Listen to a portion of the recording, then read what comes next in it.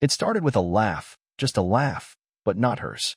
I was in the garage, sorting through some old boxes for the weekend yard sale Lauren had been nagging me about for weeks. Our garage is detached from the house, and the back door was slightly open to let in some air. I remember it was around 3 p.m., Thursday. Quiet day, no wind, not much going on. And then, cutting through the silence, I heard it. Not the laugh of a neighbor or someone walking past the house. No, this was inside, coming from our living room, and it was deep, masculine, and unfamiliar. I paused, hands still on the box of dusty books I had just opened, and waited. Then I heard her voice, faint but unmistakable, a tone I hadn't heard in a long time, the soft, playful lilt she used when she flirted. She laughed back at him. Something about the timing of it made my stomach twist. I wasn't supposed to be home. I told her earlier in the week I had meetings all afternoon across town. I crept around the side of the house, making sure my footsteps were slow on the gravel. Through the narrow slit between the curtains, I could see the corner of our couch, a wine glass on the coffee table, and two legs, one pair in jeans, male, and the other, bare and crossed neatly at the ankle, unmistakably hers. She was still in the oversized t-shirt she usually wore after her morning shower, the one that came just low enough to leave nothing to the imagination when she sat like that. They were drinking wine in the middle of the afternoon. He said something else. I couldn't catch the words, but it made her giggle again, followed by a light smack, that playful kind you give someone when they tease you just the right way. I didn't move. I didn't storm in. I stood there and watched like an idiot. I didn't recognize him. Not one of our friends, not a neighbor, not anyone from work that I'd ever met. And then it got worse. He leaned in, close, and she didn't back away. Her hand went to his shoulder, fingers curling like they'd done that 1,000 times before.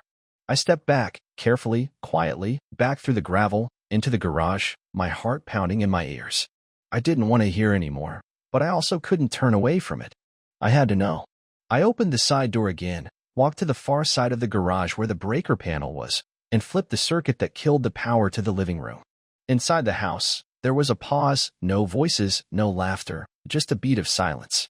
Then I heard her, more clearly this time, sharp and annoyed. "What the hell?" she said. "Did the power go out?" the guy asked, casual as hell, like this was his house too. "No," she muttered. "It's just this stupid fuse box again. It does that sometimes." "Well, guess we've got a moment," he chuckled. "No, we don't," she said, suddenly serious.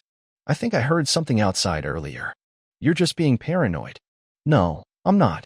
I'm gonna check it out." I could hear her footsteps getting closer to the back door. I slipped around the garage and ducked behind the trash bins just in time to see her step outside, barefoot, holding the t-shirt down against the breeze. She looked around, eyes scanning the backyard, the trees, the path that led out toward the alley. I could see the look on her face, nervous, but also practiced. She wasn't new to this. She wasn't scared someone saw her. She was scared I had seen her. That was the difference. She stepped off the porch, looked toward the garage for a split second too long, and then turned back inside. "Nothing," she called out. "Just a squirrel or something." I waited 10 minutes after she went back in before I moved. I didn't go inside right away. I didn't want to see them together, not yet. I needed time to think. I needed to decide what came next. But I knew. I already knew. I stood outside until the light started to shift. I was leaning against the garbage bins with my arms crossed, trying not to shake from the rush of everything I'd just seen. My hands weren't cold, but they felt tight, like they wanted to break something. I wasn't even sure what I felt exactly. It wasn't rage, not yet, and it wasn't sadness either. It was something like watching a car coming at you too fast and knowing you won't have time to move. A strange calm settled over me. I reached into my pocket, pulled out my keys, and walked around the front like I hadn't seen a damn thing. If she wanted to play a game, I could play it better. When I opened the front door, I was met with silence. That kind of quiet you only get when people are doing something they shouldn't be doing. I dropped my keys loudly into the bowl by the door and made a little show of setting down the bag of groceries I'd grabbed last minute to keep up the act. I kicked off my shoes, took a long sip from the water bottle I kept in my truck, and called out her name like everything was normal. "Lauren? You home?" A few seconds passed before I heard footsteps coming from the hallway. She appeared like nothing was wrong, smiling with that overly relaxed expression that felt fake the second I saw it. "Hey, I thought you were gone till 6, she said, brushing her hair behind her ear in that overly casual way she always did when she was trying to hide something. "Finished early," I said, setting the bag on the counter. Meeting got canceled. Thought I'd surprise you. Oh, she said, too quickly. That's nice. I nodded, glanced toward the living room. Someone here? I asked. She paused for half a beat and then laughed, a short forced sound. No, just me. Why? I walked slowly toward the living room. The couch cushions were still indented, 2 wine glasses on the table. The second glass was gone now, but I could see the ring it left on the coaster. I turned back toward her. You sure? Thought I heard voices when I was coming in. Her arms crossed over her stomach, subtle, protective. I had the TV on, she said, then moved past me, picking up the wine glasses as if that would erase the fact that they had ever been there. Just watching something stupid. I didn't say anything. I followed her movements, slow and methodical.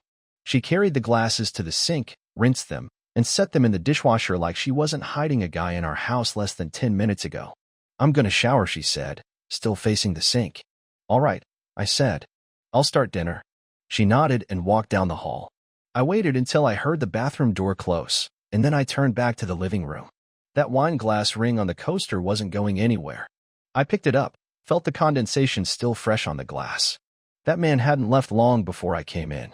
I walked to the back door and stepped outside. I checked the gate. It was still unlocked. That was the only way he could have gotten out without me seeing him. The side path leads right to the alley. I walked back inside, locked the gate, and sat down on the couch. It smelled like her perfume and something else, a cologne I didn't recognize. 15 minutes later, she came back into the kitchen wearing fresh clothes and her hair up in a towel. Want me to help with dinner? She asked, acting like nothing had happened. No, I've got it, I said, slicing vegetables slower than usual. She leaned against the counter and watched me. Her eyes were cautious, measuring every word I said, every motion I made. She was waiting for me to say something, anything, but I didn't. I kept cutting, boiling, stirring. She smiled too much during dinner, laughed too loudly at my stories. The silence between us was louder than any words. I didn't bring it up. Not yet. I wanted her to sweat. I wanted her to think she was safe. That night, we watched a movie. Her legs were pulled up under her, and she kept looking at me like she expected something to break, like a dog waiting to get hit. I put my arm around her, and she flinched just a little. I kept it there. She leaned into me, trying to act like everything was okay, like she wasn't cheating on me in our house in the middle of the day with some guy who probably thought I was a joke. At midnight, I said I was tired. She kissed me goodnight, and I turned away from her when we got in bed. I didn't sleep. I stared at the ceiling, thinking about the way she laughed with him. It wasn't just the sound of it, it was the comfort. She laughed like someone who'd done it before, like they had their own rhythm. That meant this wasn't new. This wasn't a one-time thing. That was what bothered me most. This was something she built behind my back while I was bringing in groceries and mowing the lawn. Tomorrow, I was going to find out who he was. I didn't waste time the next morning. Lauren left early for work, pretending like she had a meeting downtown. She kissed my cheek like nothing was wrong, smiled like she wasn't lying, and stepped out the door. I waited exactly 7 minutes after she drove off, then got into my truck and headed to the coffee shop she always mentioned, the one she claimed she liked because of the almond milk cappuccinos and quiet booths for reading. It was just a hunch, but I had nothing else to go on except for the wine glass, the cologne, and the way she lied so easily. I parked across the street and watched the entrance through the windshield. 45 minutes passed before I saw her walk in. Not alone. She came in with a man. He was tall, probably in his late 30s, wearing jeans and a button-down rolled at the sleeves like he wanted to show off that he worked out but didn't want to try too hard. His hand was on her lower back as they walked in, and she laughed the way she did when she was trying to keep things low-key but couldn't help herself. They sat in the booth near the back window, same one she once told me was her favorite spot to work. Now I knew why. I took out my phone, snapped a photo, then another. I needed something that would kill any doubt in her head that I knew exactly what she was doing. I wasn't planning to keep it to myself either. She had no idea that this wasn't about saving anything anymore. I was past that. I wasn't just hurt. I was humiliated. And that didn't sit well with me. I waited until they both had their drinks, and then I walked across the street, calmly, like I was meeting someone for coffee myself. I pushed open the door and headed straight for them. She saw me when I was 2 feet from their table. Her face dropped the second our eyes met. She looked like she'd just swallowed her own tongue. The guy, clueless, turned around to see what made her expression change so fast. Well, this is cozy, I said, standing beside their table. Lauren's mouth opened, then closed, then opened again. Chris, what are you doing here? I ignored her and looked at him. You the one who was at my house yesterday afternoon? He blinked, confused, glanced at her, then back at me. I'm sorry, who are you? Her husband, I said, slowly and clearly, watching the panic creep into his face. Look, man, I don't want any trouble. Too late for that, I cut in. You're already in it. Lauren stood up, her voice low but firm. Chris, can we talk outside? I laughed. Not loud, but enough to make a few people in the cafe look over. Talk? Now you want to talk? After you brought him to our living room and fed him wine out of our wedding glasses? Her face flushed. She tried to keep her cool, but it was slipping. It's not what you think. It's exactly what I think. I saw you. I heard you. I watched him leave through the side gate like a little secret. She lowered her voice. Let's not do this here. No, let's make it real. Let's stop pretending this is some harmless coffee meetup and call it what it is. The guy stood up, trying to squeeze out from the booth. I'm just gonna go. Smart move, I said. He looked at her once more, probably realizing whatever fantasy he had in his head about the situation was collapsing fast, then walked toward the door. Lauren stayed frozen in place. You followed me? She asked, her tone a mixture of anger and guilt. No. I suspected you. Then I confirmed it. You've been treating me like a fool for God knows how long, and I let you. I gave you space. I trusted you.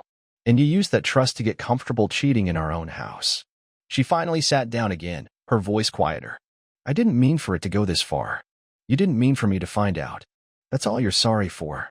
She reached for her cup, then set it down without taking a sip. I was lonely, she said, looking at the table. I stared at her. That was the best she could come up with. Loneliness. You were lonely? I was 10 feet away in the garage, and you were on the couch with another man. That's not lonely. That's calculated. She didn't argue. I didn't give her the chance. I'm not interested in fixing anything. I'm not interested in hearing about your reasons, or what went wrong, or how we drifted.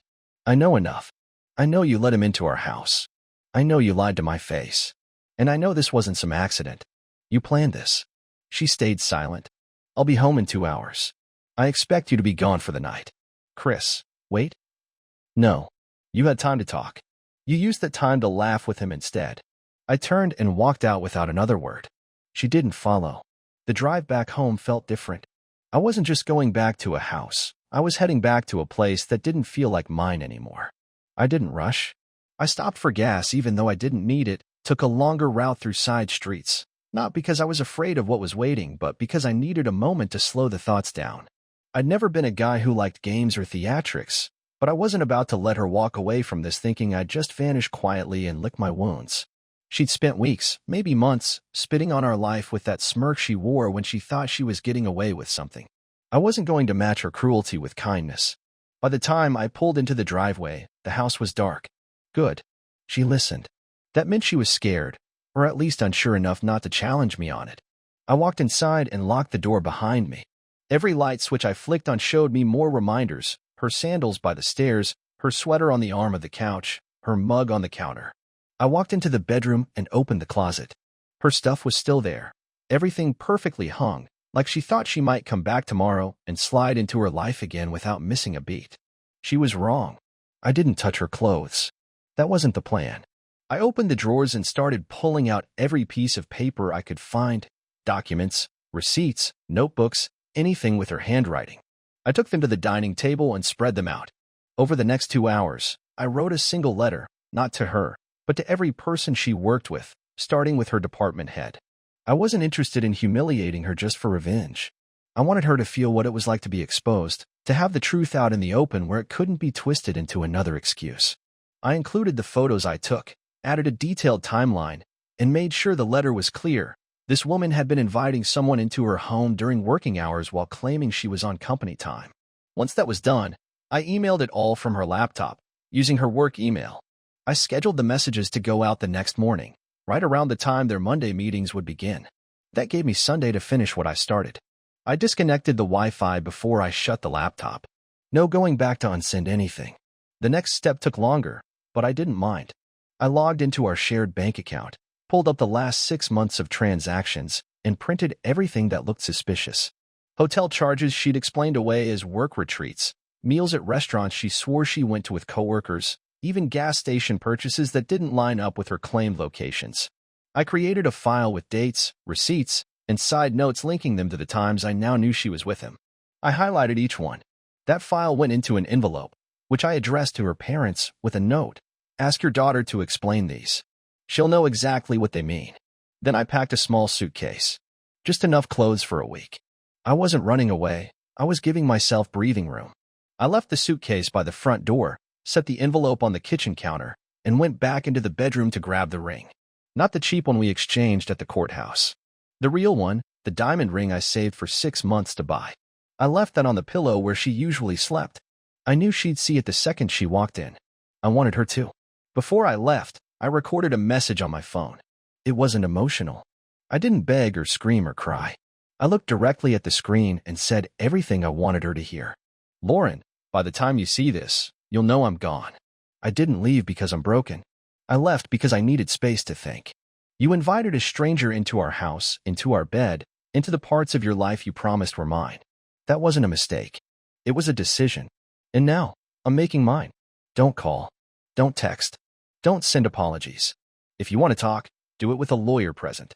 I uploaded it to our shared cloud folder. The one she never deleted but always forgot was still synced to her tablet. She'd see the alert the second she connected it to Wi-Fi. I didn't sleep that night. I waited until dawn, then took the suitcase and left. I went to my brother's place. He asked questions, but I told him I'd explain everything after I got some rest. I wasn't interested in dragging him into this yet. I just needed a place to stay while everything played out. The following day, my phone stayed off. I knew the emails had gone through. I knew her parents had opened the envelope. I didn't need confirmation. The silence was enough. That, and the knowledge that her carefully maintained lie had been ripped wide open. I turned my phone on the third morning after I left. It was exactly what I expected: calls, messages, voicemails, some from her, some from numbers I didn't recognize but assumed were people connected to her in one way or another. I didn't respond to any of them. I didn't open the texts, just skimmed the previews and deleted them one after another. The only thing I was waiting for was the moment she'd ask to talk face to face, not through a message, not through a long apology she could rehearse before sending. I wanted to look her in the eye and see if she still had the nerve to pretend this was something less than what it really was. That moment came around noon. She sent one sentence. Can we talk? I didn't reply. I drove home. When I pulled into the driveway, her car was already there. I took a breath, not because I was nervous, but because I didn't want to waste any energy shouting. She was sitting on the couch when I walked in, hands folded, eyes red, hair tied back the way she did when she was trying to look serious. I didn't sit. I stood near the kitchen counter, arms crossed, watching her like a stranger. She didn't speak first. You destroyed my job, she finally said, voice small. I didn't move. You destroyed our marriage, I answered. She looked away, rubbed her hands together like she was cold. They've put me on leave while they investigate, she continued. You sent that email to everyone. That was intentional. I know it was, she said, her tone shifting to something sharper. But what do you think that solves? It doesn't solve anything, I replied. It just makes things fair. You get to feel what it's like to be blindsided. I didn't mean to hurt you. Stop saying that. It's true. No, it's not. You just didn't expect to get caught. There's a difference. She stood, slowly, like she was testing whether I'd shout or snap. I didn't. I was unhappy, Chris. I didn't feel seen anymore. You were always working, always tired.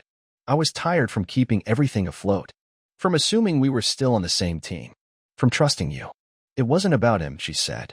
It could have been anyone who made me feel like I still mattered. I laughed under my breath and shook my head. You brought a man into our home. That's not about feeling seen. That's about crossing a line you can't walk back from. She didn't argue that. She just stood there. I don't want a divorce, she said finally. I looked at her for a long time. I wanted to believe she was saying it because she realized what she did. But I knew better. She was saying it because the fallout was catching up to her. You think I'm going to stick around and play the role of what? Roommate? Placeholder husband? A guy who just forgets all this happened. I think we could try counseling. I think you're trying to hold on to something because it's falling apart, not because you love me. I do love you. Then you're terrible at it. The words hit her harder than anything else I'd said. She sat back down, finally out of excuses. I walked to the hall closet and pulled out a folder. I handed it to her.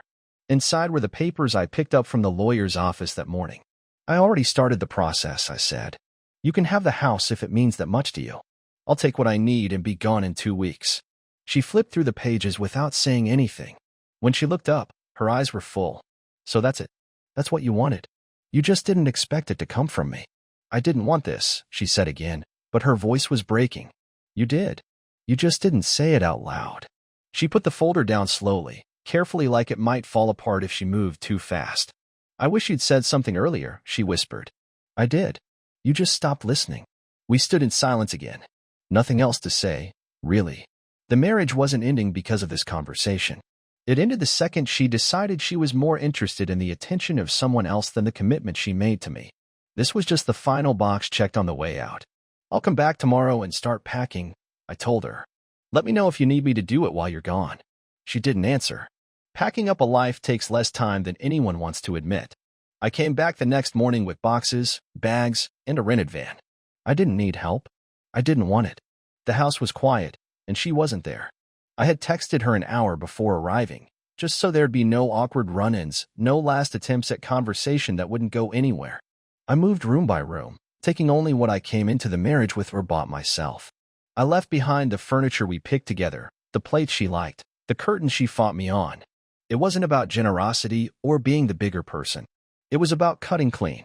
I didn't want reminders. I didn't want things that held memories I couldn't look at the same way anymore. The last room I cleared was the spare room we used as an office. There was a drawer in the desk I hadn't touched in years, and inside I found a photo of us from our 3rd anniversary. We were at some bed and breakfast she insisted on. We looked young in it. Tired, happy, tangled in the kind of peace that only comes when you don't yet know what's coming. I held it for a second, looked at the way her hand rested on my chest in the picture, the way I smiled like I was exactly where I wanted to be. Then I set it back in the drawer and shut it. That version of us was gone. By the afternoon, I was done. I locked the door behind me, slid the key into an envelope, and left it under the flower pot on the porch, just like we used to when guests came to stay. On the drive to the new place, I didn't feel relief, not exactly. I didn't feel angry either. It was more like watching the last few minutes of a movie I didn't like but had to finish. You don't feel joy or sorrow at the end of something like that. You feel nothing because you've already gone through everything worth feeling. That night, I ate dinner at a place near the apartment. Just a burger and a beer, nothing special. A guy at the bar struck up a conversation. I nodded along, answered when needed, but my head wasn't in it. He asked if I was new to town. I said no, just starting over. He didn't ask why. Maybe he saw something in my face that told him not to. Either way, I appreciated the silence more than the talk. The next week passed slowly. I started to unpack, started to get used to the smaller space, the lack of familiar sounds. It was weird not hearing her move around the kitchen or seeing her clothes drying on the balcony. But it wasn't painful, just new. I checked my email once, saw a message from her, didn't open it. I didn't need to. Whatever she had to say wasn't for my benefit. It would just be another explanation, another attempt to rewrite what had already happened. I deleted it. One afternoon, a mutual friend called. He said he heard what happened and wanted to check on me. I told him I was fine. He asked if I wanted to grab coffee or something soon. I told him maybe later. It wasn't that I didn't want to talk. I just didn't see the point in going over it again. The story didn't change no matter how many times you told it. A few days later, I ran into Lauren's sister at the grocery store. She looked surprised to see me, didn't know what to say. I nodded and kept walking. There wasn't anything to say. She didn't know me comfort, and I didn't need her opinion on what happened. The people who mattered were the ones who didn't need the story retold to understand the damage. They just showed up. I started writing again, not for anyone else, just for myself. I hadn't done that in years. I didn't write about her. I didn't write about what happened. I wrote about ordinary things, work, neighbors, the sound of traffic outside the window. It was something to focus on that didn't involve disappointment or betrayal. It helped. Eventually, I stopped checking my phone every time it buzzed. I stopped wondering if she would try to reach out again. If she did, I didn't care anymore. I had nothing left to give her, not even space in my head. One evening, a few weeks later, I sat on the balcony of the new place with a beer and watched the lights across the street come on, one by one. There wasn't a grand sense of peace or healing or whatever people expect to feel after something like this. There was just quiet. And for the first time in a long time, that was enough. I didn't know what came next, and for once, I didn't feel the need to plan it all out. Whatever it was, it wouldn't be built on pretending everything was okay when it wasn't. It would be honest. It would be mine. That was all I needed.